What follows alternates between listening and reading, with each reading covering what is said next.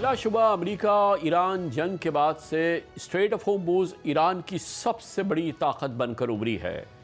लेकिन इस ताकत की ईरान की जानिब से मुसलसल नाकाबंदी ने सवाल भी खड़ा कर दिया है कि क्या ईरान होर्मुज़ को हथियार बनाकर कोई स्ट्रेटेजिक गलती तो नहीं कर रहा, अपने पत्ते कहीं ओवर प्ले तो नहीं कर रहा।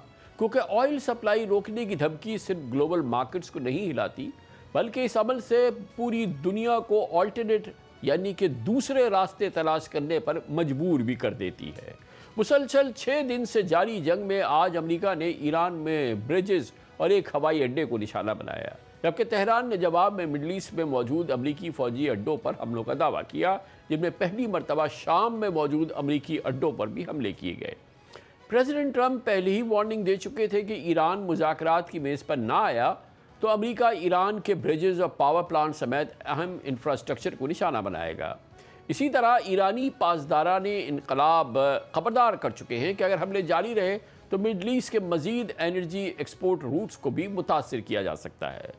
शायद यही वजह है कि अमेरिका, यूरोप, चाइना, इंडिया और गल्फ स्टेट्स तेज़ी से पैरेलल यानी मुतवाज़ी शिपिंग और लैंड रूट्स पर अरबों डॉलर की इन्वेस्टमेंट शुरू कर चुके हैं।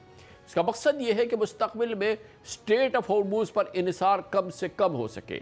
ये रुझान इसी रफ्तार से जारी रहा तो आने वाले कुछ ही बरसों में स्ट्रेट ऑफ होर्मुज़ की स्ट्रेटेजिक अहमियत बहुत कम हो जाएगी, जो आज भी दुनिया का सबसे अहम एनर्जी चोक पॉइंट है।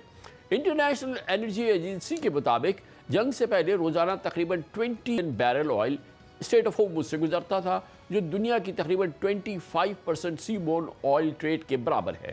इसके अलावा ग्लोबल एनर्जी ट्रेड का तकरीबन 20% भी इसी रास्ते से गुजरता था। China, India, Japan, south Korea और पाकिस्तान जैसे बड़े ममालिक अब इंपोर्ट्स की एनर्जी ज़रूरियात बड़ी हद तक इसी समंदरी रास्ते से लेते हैं और ये इससे वाबस्ता हैं। लेकिन हालिया अमेरिका ईरान जंग ने एक नई हकीकत को जन्म दिया है।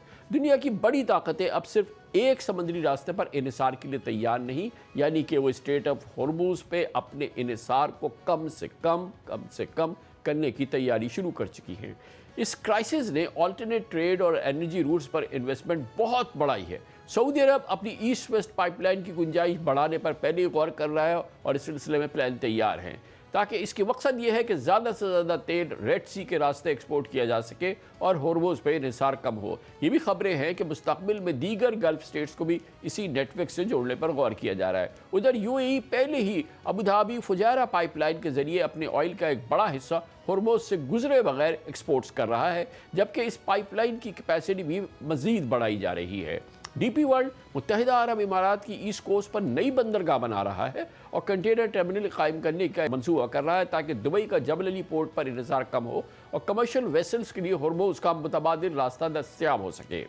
The Strait of Hormuz is closed, and it is the reason when countries are now thinking not only what kind of measures they can take today, but how are they going to develop their energy strategies for tomorrow. It is noteworthy that the Saudi Arabia is making heroic efforts, as well as the United Arab Emirates, through bypassing the Strait of Hormuz to bring the other coasts of the region. Now, the most advanced ones are what the Emirates is expanding their pipeline, and the Saudi Arabia is expanding their pipelines to east-west pipelines. इसके साथ ही India हो, middle east हो, Europe, इस economic corridor की अहमियत बढ़ती जा रही है, जिसका मकसद पोर्ट्स, रेल नेटवर्क और जदीद लॉजिस्टिक्स के ज़रिए ऐसे ऑल्टरनेट ट्रेड रूट्स बनाना है जो मुस्तकबिल में होर्मुज़ जैसे हसास समंदरी रास्तों पर इन्हिसार कम कर सके। इस चेंज के आसार भी नज़र आना शुरू हो गए हैं। रॉयटर्स कहता है कि हालिया दिनों में स्ट्रेट ऑफ होर्मुज़ से गुजरने वाले जहाज़ों की तादाद में बहुत कमी आई है। कई शिपिंग कंपनीज इस रास्ते से गुरेज कर रही हैं। दूसरी जानिब इस जंग का दायरा मज़ीद फैलने के खदशात मौजूद हैं। रॉयटर्स के मुताबिक ईरान ने यमन के हूती ग्रुप्स को भी तैयार रहने की हिदायत की है, ताकि अगर अमेरिका ईरानी इंफ्रास्ट्रक्चर पर मज़ीद हमले करेगा तो बाबुल मंदब और रेड सी के अहम तिजारती रास्तों को निशाना बनाया जा सके। ऐसा हुआ तो सिर्फ होर्मुज़ ही नहीं बल्कि दुनिया का एक और अहम ट्रेड रूट भी खतरे में पड़ सकता है। हकीकत यह है कि जंगें सिर्फ मैदान जंग में नहीं बल्कि ग्लोबल ट्रेड और इकॉनमी का नक्शा बदल देती हैं। अगर ईरान बार बार होर्मुज़ को बतौर हथियार इस्तेमाल करता रहा, इसकी नाकाबंदी बार बार करता रहा, तो शायद वो शॉर्ट टर्म में प्रेशर तो पैदा कर देगा, लेकिन लॉन्ग टर्म में यही स्ट्रेटजी दुनिया को ऑल्टरनेट रूट्स पर मुंतकिल करने पर मजबूर कर रही है, और ये बहुत जल्द, बहुत देर नहीं होगी, चंद सालों में हो जाएगा। इस मौजू पर मज़ीद बात करते हैं। हमारे साथ मौजूद हैं अम्मार एच खान साहब, एक्सपर्ट्स हैं एनर्जी इश्यूज़ के।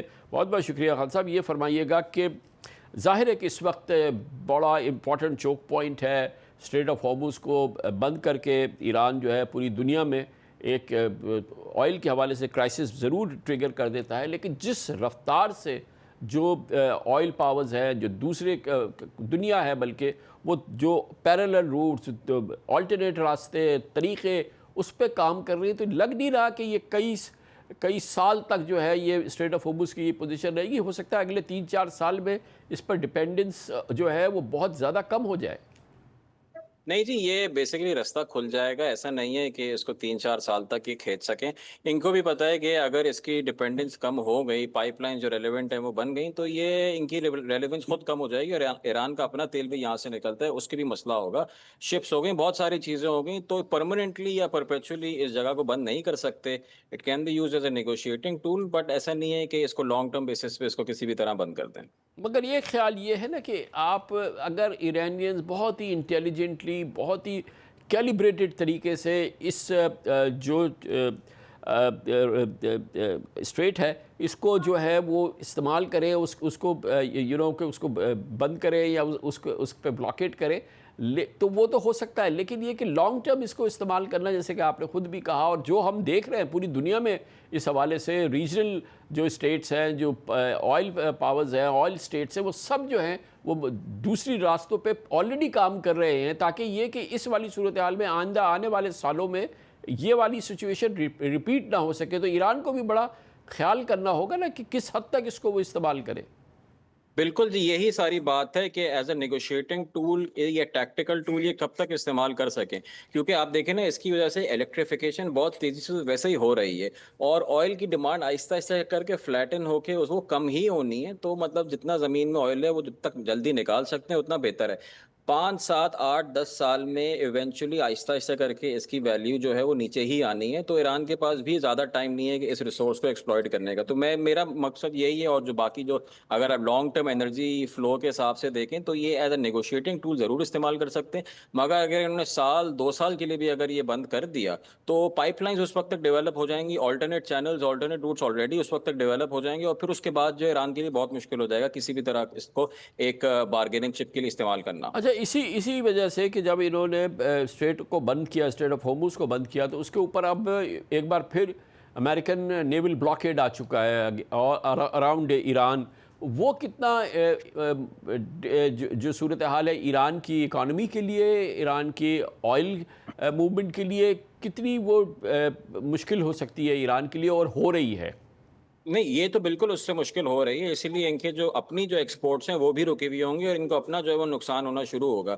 तो वो अगेन ये काफ़ी लंबा ये नहीं चला सकते। Eventually they have to come to the table, and they were already on the table. Negotiation हो गई थी, सब हो गई थी। एक्स्ट्रा क्या निकालना चाह रहे हैं ये इस कैलकुलस का हम कुछ नहीं कह सकते, मगर ये है कि ना लॉन्ग टर्म ईरान ये सह सकता है, ना लॉन्ग टर्म ये रीजन सह सकता है। अगर लॉन्ग टर्म इन्होंने ब्लॉकेट कर दिया तो इवेंचुअली ऑल्टरनेट सप्लाई डेवलप हो जाएगी, उसमें ईरान का ही नुकसान है, किसी और का नहीं है। दुनिया जो है ग्लोबली आप 2-3 साल के लिए ज्यादा प्राइस पे ऑयल इस्तेमाल कर सकते हैं, क्योंकि जितनी ज्यादा कीमत होगी ऑयल की उतना ज्यादा इंसेंटिव होगा कि वो इसेंशियली इस चीज को जो है वो ऑल्टरनेट रूट्स डेवलप करें। क्योंकि अगर लेट्स से कि बैरल जो है, एक बैरल तेल का 150 पे, 125 पे, 100 पे भी अगर चला जाता है तो इंसेंटिव है कि जी आप पाइपलाइन डेवलप करें और $100 का तेल आप उसको मूव करना शुरू कर दें। तो ईरान के फेवर में ये भी नहीं है। एक स्वीट स्पॉट होता है प्राइसिंग का, $65 से लेकर समझे $85-90 तक उसमें रहती है, तो मार्केट्स बैलेंस रहती हैं। जरा से भी ऊपर या नीचे हुई तो मार्केट्स का बैलेंस आउट हो जाएगा, और सबसे ज्यादा नुकसान इसमें ईरान का ही होगा। और ये भी देखना है ना कि ये ऑलरेडी पहले ये ख्याल था, एक फियर था, कुछ एक्सपर्ट्स कहते थे कि स्ट्रेट ऑफ हॉर्मुज़ को बंद किया जाएगा तो बहुत बड़ा ऑयल का क्राइसिस हो जाएगा, इट कैन गो 200, और वैसे भी खैर 120 तक तो गया वॉर के बाद भी। लेकिन ओवरऑल जो देखा गया है कि स्ट्रेट के बंद होने के बावजूद ऑयल प्राइसेस रेंज बाउंड रही हैं, कोई बहुत बड़ा स्केयर या बहुत बड़ा क्राइसिस क्रिएट नहीं हुआ है, इसके बावजूद कि ईरान ने पूरी क़ुव्वत से स्ट्रेट ऑफ हॉर्मुज़ को बंद भी किया कई बार। बिल्कुल जी, देखें सीधा उसमें मिसाल ये है कि जो इलेक्ट्रिफिकेशन गाड़ियों की हुई है, इंक्रीमेंटल डिमांड ऑयल की कम ही हो रही है, बढ़ नहीं रही है।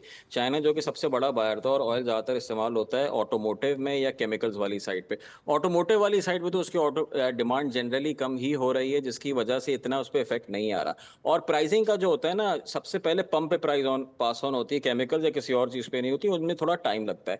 क्योंकि पंप पे पास ऑन नहीं हो रही, अब जो है जो बायर हैं उनके पास टाइम है इन्वेंट्री को मैनेज करने का। सबको पता है, अब इस दफा आपने देख लिया होगा ब्लॉकेड हुआ भी तो कीमत बहुत कोई ज्यादा तेजी से नहीं बढ़ी, क्योंकि मार्केट की एक्सपेक्टेशन यही है कि इवेंचुअली ये चीज आगे खुल जाएगी, ये फ्लोज जो है वो चलना शुरू हो जाएंगे। तो मार्केट इज एंटिसिपेटिंग कि ये क्राइसिस जल्द खत्म हो जाएगा।